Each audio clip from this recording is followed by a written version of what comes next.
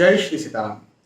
एक व्यक्ति का मेरे एक वीडियो पर कमेंट आया और मुझसे उन्होंने ये पूछा कि सर आजकल एक चीज चली है और मैं भी सोच रहा हूं कि ये कंसल्टेशन लूं। किस प्रकार का कंसल्टेशन? तो ऐसा कंसल्टेशन जिसमें मोबाइल डिजिट्स कौन सी होना चाहिए ये हमें पता चल जाए, क्योंकि मोबाइल डिजिट्स कहीं आगे पीछे होगी तो इसका भी हमारे भाग्य या भविष्य पर असर पड़ेगा।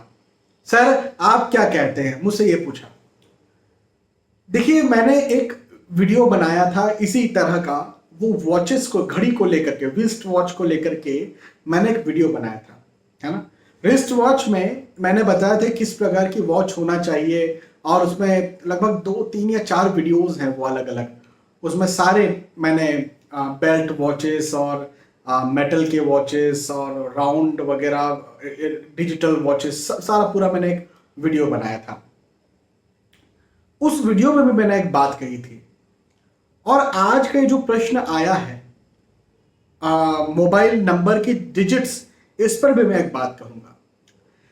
देखिए, हमारे इर्द गिर्द, हमारे आसपास जो भी चीजें हैं, जिन भी चीजों से हम कनेक्टेड हैं, जिन भी चीजों को हम अपना मानते हैं, अपना कहते हैं, जो हमारे साथ रहती हैं, उनका हम पर असर पड़ता है। ये बात तो सही है, इस बात से मैं नकार नहीं सकता हूं। एक होता है पर्यावरण। पर्यावरण में अधिकतर जल, आकाश, वायु, मिट्टी, पौधे, इनको देखा जाता है, अग्नि इत्यादि को देखा जाता है। लेकिन ये जो हमारे हाथ में पहनने वाली जो घड़ी है, हमारी मोबाइल डिजिट्स हैं, हमारे मोबाइल हैं, आकृतियां हैं, किन किन जगहों पर किस प्रकार की आकृति है, कैसी फोटो है, कैसा रंग है, बहुत और भी बहुत सारी चीजें, इन सब का भी हम पर असर पड़ता है। कौन से ब्रांड की गाड़ी है आपके पास, हाँ जी, बहुत सारी चीजों का आपके ऊपर असर पड़ता है। तो मैं ये तो बिल्कुल नहीं कहूंगा कि जो भी व्यक्ति आपसे कह रहे हैं कि मोबाइल नंबर की डिजिट आप पर असर डालती है, तो मैं ये नहीं कहूंगा कि वो झूठ कह रहे हैं, मैं ये नहीं कहूंगा। लेकिन यहां पर एक बात ध्यान रखना, याद रखना बहुत जरूरी है, जो मैंने अपने वॉच के वीडियो में भी कही थी और आज के इस मोबाइल नंबर वाले बात पर भी कहूंगा कि देखो, ये आपके जीवन में कोई इतना बड़ा प्रभाव नहीं डालेगी कि आपका भाग्य ही बदल जाएगा, आपका भविष्य ही बदल जाएगा। बिल्कुल भी नहीं डालेगी, बिल्कुल मतलब बिल्कुल नहीं, बिल्कुल भी नहीं। मतलब आपकी साइकिल अच्छी चल रही है, आप साइकिल चला रहे हैं, वो साइकिल आपकी अच्छी चल रही है, आपको कोई परेशानी नहीं आ रही, लेकिन उसमें एक बूंद ऑयल डाल दिया आपने उसकी चेन में, तो चेन में ऑयल डालने से आपकी साइकिल जो है उसके अंदर मशीन फिट नहीं हो जाएगी। हाँ, ऑयल डाला है, ये अच्छी बात है, और हो सकता है कि भविष्य में उसको बहुत देर बाद सर्विसिंग की जरूरत पड़े, बिल्कुल सही बात है, मानता हूं मैं इस बात को। लेकिन केवल 1 बूंद 2 बूंद ऑयल डालने से जब साइकिल अच्छी चल रही है तो आपकी साइकिल के अंदर मशीन फिट होने वाली नहीं है।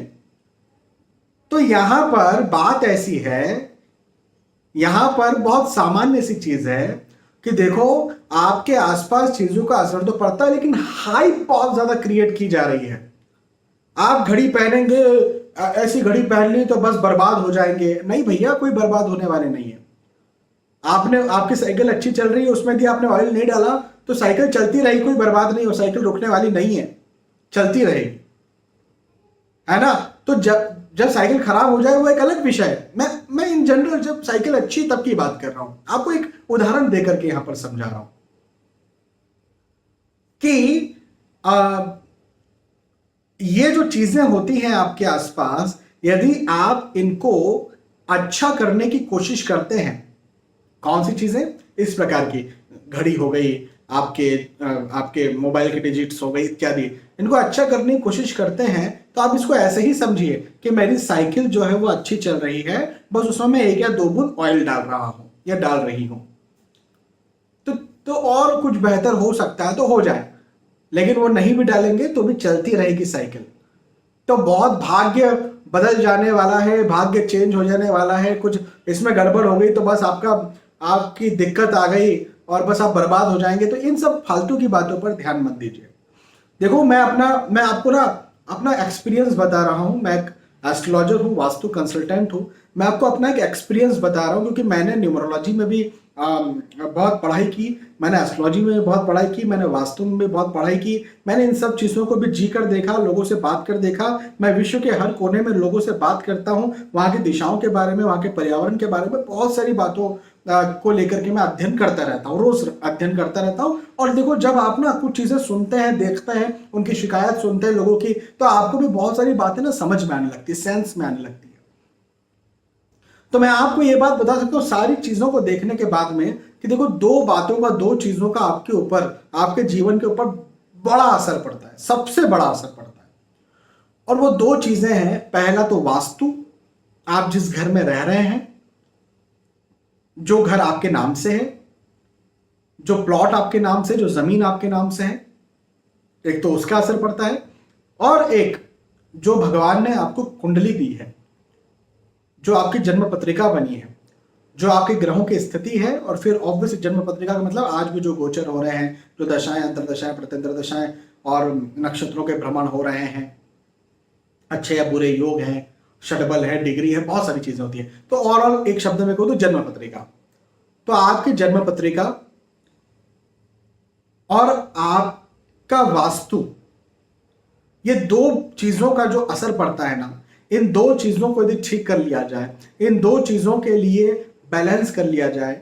वास्तु को तो बैलेंस कर सकते हैं, जन्म पत्रिका में हमको ग्रह भाई भगवान देते हैं, अब उसमें हम कुछ उपाय कर सकते हैं यदि कुछ प्रॉब्लम्स है तो ये दो बातें यदि बैलेंस्ड होती है तो आप कुछ करते हैं, नहीं करते हैं, आपके पास मोबाइल है, नहीं है, बहुत सारे ऐसे आपको करोड़पति, पहले के जमाने में, आज की बात नहीं कर रहा, आपको बहुत सारे ऐसे लोग मिलेंगे जो गांव में भी रह करके करोड़पति हैं।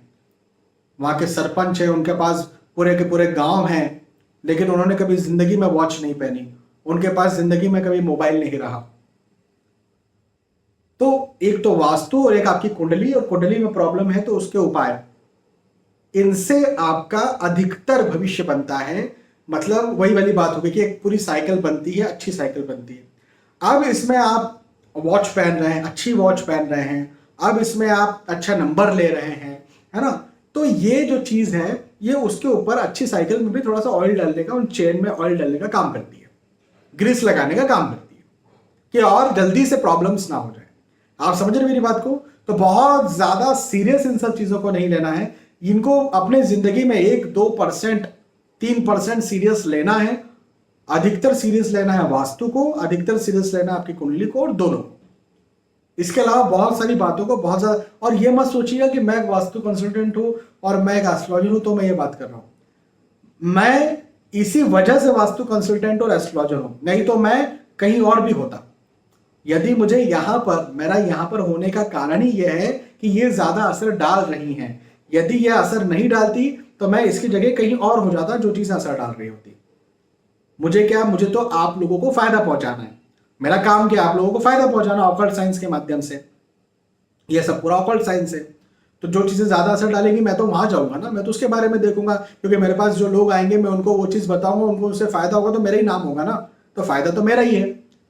तो मैं सिर्फ एक जगह जड़त्व लेकर के बस बैठा रहूं, उसकी बात अच्छी करता रहूं, ये गलत बात है। मैं एक ओपन माइंडेड व्यक्ति हूं, मैं सारी बातों को लेता हूं, एनालिसिस करता हूं और उसके बाद आप तक पहुंचाता हूं।